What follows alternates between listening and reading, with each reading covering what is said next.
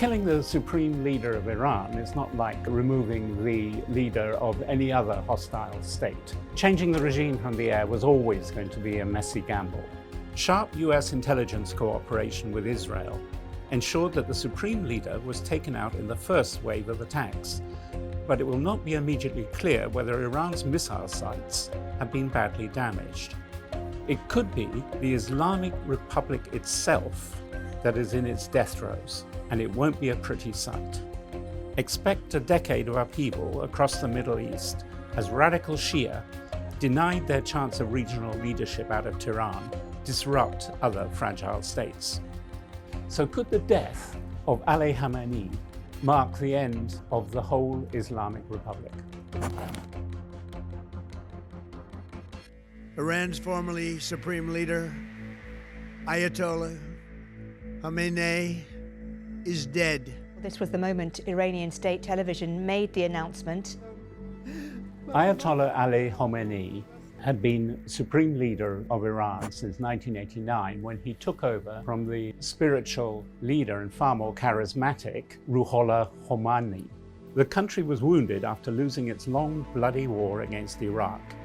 And as the Assembly of Experts was summoned to decide on Khomeini's successor, with a sense of urgency, it looked as if Iraq was getting ready to exploit the paralyzing public grief and attack Iran once again. Khamenei was to be given new extended powers over the military and the security machine, and he became the head of a new National Security Council. The point was for Khamenei to make the Iranian people feel safe again.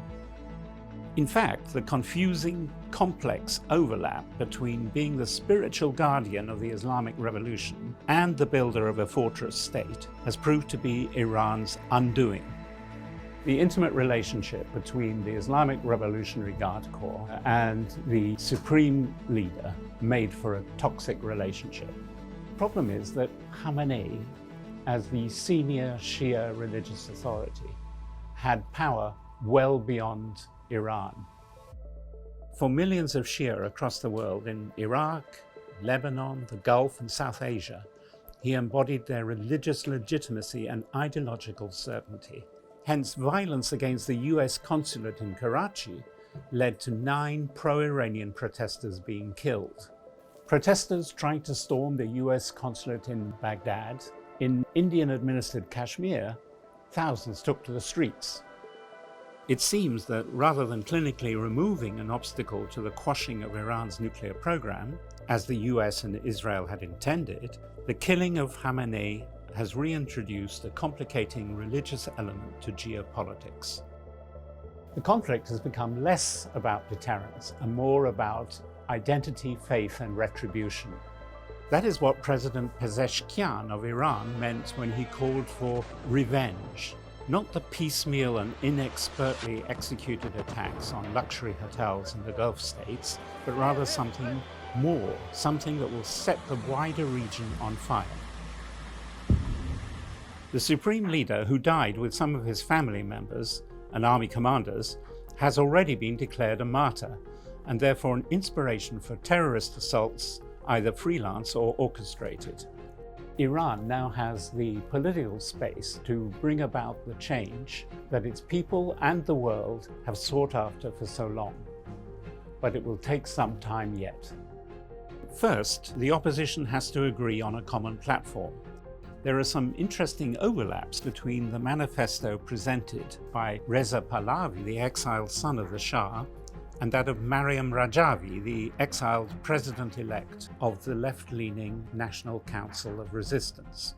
Although Rajavi is as critical as ever of what she says are the remnants of monarchical fascism that seek to steal the democratic revolution, both seem to agree on keeping religion out of politics, on engaging the youth, on giving women greater rights, and as a first step, the IRGC and its associated paramilitaries laying down their arms.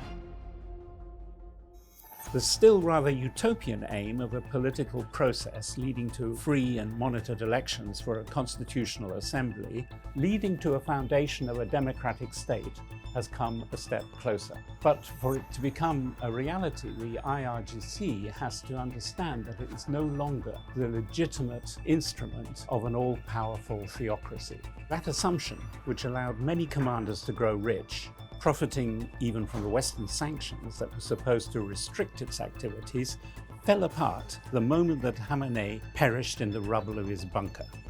But are they prepared to let it go? The regime has not collapsed, but the chains of command have.